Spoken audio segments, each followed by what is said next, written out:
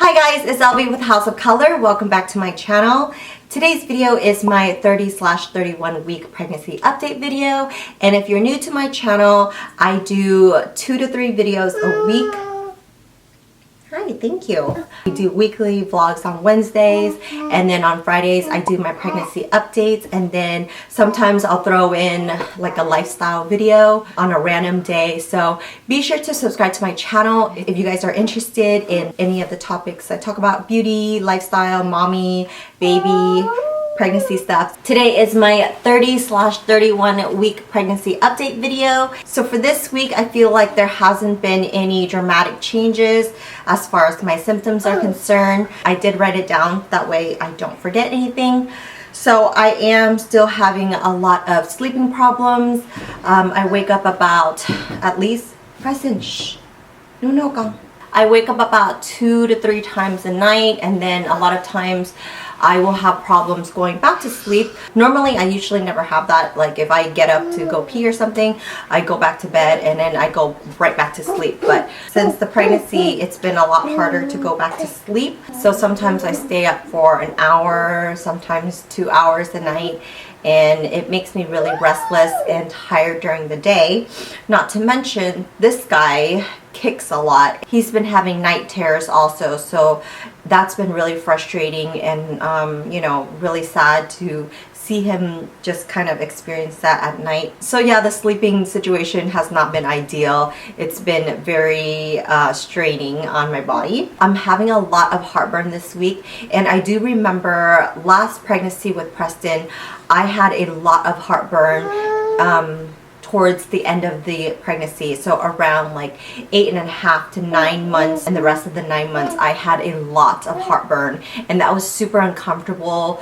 I don't really think it was anything I ate, because I stopped eating spice, or last pregnancy I didn't even eat any spicy food, and then this pregnancy I kind of stopped craving for spicy foods, and I don't know, I'm just eating regularly. I'm not eating anything with too much flavor or anything like that, but I just feel like I'm having a lot of heartburn, especially last night. I woke up at like 4 o'clock in the morning and it was super uncomfortable, and I just felt like this intense feeling in my chest, and it was just like a lot of sensation going on right here. It's very uncomfortable. I've never really had heartburn pre-pregnancy until I was pregnant with P, and then this pregnancy, and I'm starting to feel the heartburn now. So it's Mommy? Thank you. So I went in for my 30-week checkup, and I saw my OB and everything looked great. She said that I passed my glucose test with flying colors. I scored a 90. I don't really know what that means. She said that my results were perfect, and I really wasn't concerned about my glucose test because I've kind of stopped craving the sweets. It was only happening in the 2nd trimester that I was craving a lot of sweets, and then I kind of got over that. So I knew that I wasn't really gonna not pass my glucose test. She also scheduled an ultrasound for me this week, because the last time when I was pregnant with P, we did an ultrasound and I was admitted into the hospital right away. Like I didn't even get a chance to go home and pack my stuff, because she said that it was vital that I get admitted right then and there, because my fluid levels were so low. And I had mentioned it in one of my vlogs or my pregnancy update video that yeah, I was hospitalized for like 3 days, and it was the very first time I've ever been in the hospital, and it was so scary because I didn't know exactly what was going on. Like she said, after the ultrasound, she's like, you know what, I need to admit you right away. And I was just like, admit me where? Like, where are we going? Yeah, it was scary. So she wanted to make sure that this time around I was okay and I wasn't experiencing any of those problems again. And she said that every pregnancy is different. Just because I had low fluid levels last pregnancy doesn't necessarily mean it'll happen to me this time. But she just wanted to make sure that, you know, everything was good and that we didn't have any fluid issues this time. After I was hospitalized for a few days, I was on strict bed rest for the remainder of the pregnancy. So I think I was on bed rest for 2.5 to 3 months or so last time, and it was very intense because if you can imagine, like, just laying there on the couch all day, not being able to do anything, like go to Target, go to the grocery store, do anything. It was very, very frustrating. So it was really hard on me to be so restricted like that. And I also had to go into the doctor's office twice a week to do like a stress test on the baby, make sure that my fluid levels were okay and that baby was moving around okay. So yeah, it wasn't a walk in the park at last pregnancy, but it could have been worse. Anyway, so for this ultrasound, baby is measuring at 3.5 pounds, and I'm about 31 weeks now, which is about 8 months. I have another 8 weeks to go. No, 10 weeks to go.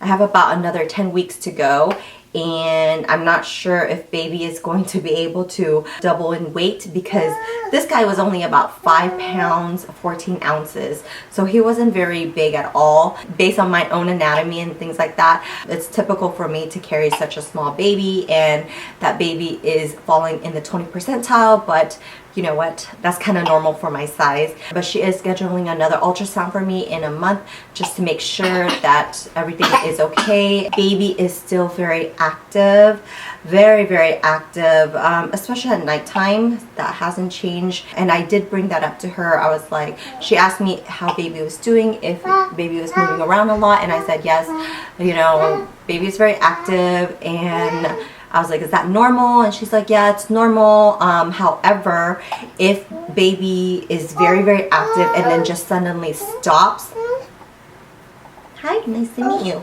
that's not normal. So I have to pay attention, and if I'm feeling like there's a lot of movement and then all of a sudden it stops, then I have to call the office right away because she said that wasn't normal. My soda craving this week has actually gone down. I still enjoy drinking the soda, and I like having that first couple sips. As soon as I feel the carbonation run down my throat, it feels really satisfying, and then that's it. I'm kind of over the drink because it feels a little too sweet for me. So I have a few sips.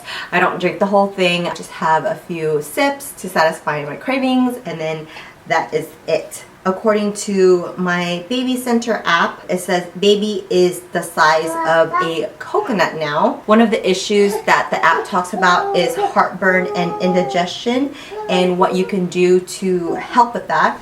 And I was like, oh, right on track, because that's exactly what I'm feeling.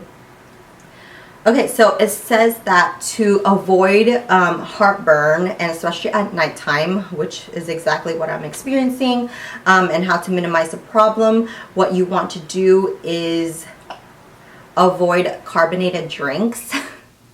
Okay, alcohol, duh, I don't drink anyways. Caffeine, chocolate, acidic foods like citrus fruits, juices, tomatoes, mustard, vinegar, mint products, processed meat, spicy, highly seasoned, fried, or fatty food. So basically, I mean, like, those are all the things that I eat. I really love acidic fruits, like pineapple has been on my list.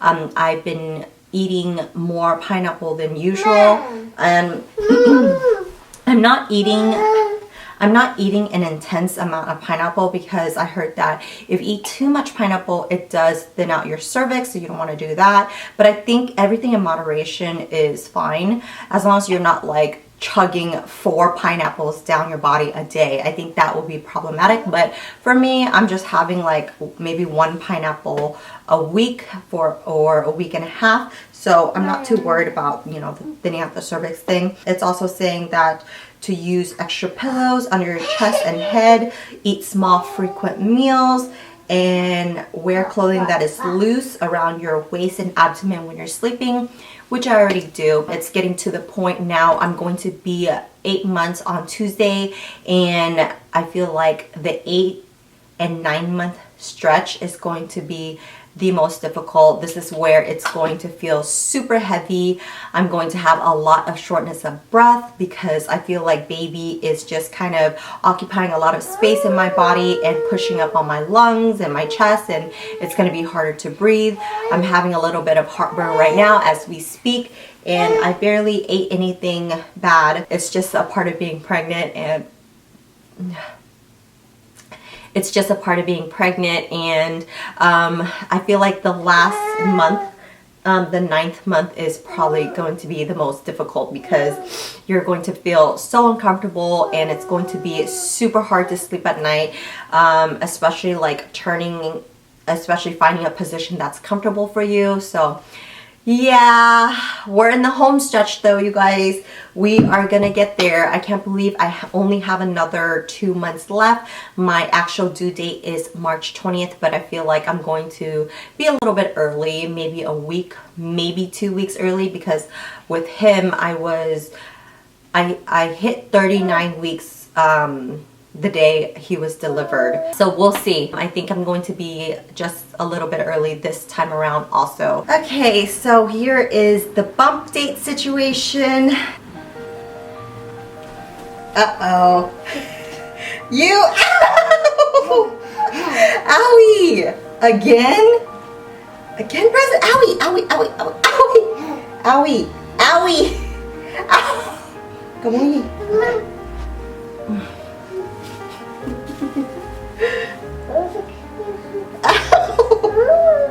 Owie! Here's the side view, front view,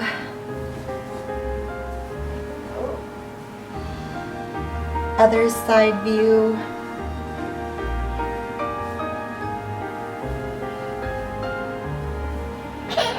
Thank you guys so much for tuning in to this week's pregnancy update video. Be sure to subscribe if you haven't already, and if you enjoy this video, please give it a thumbs up.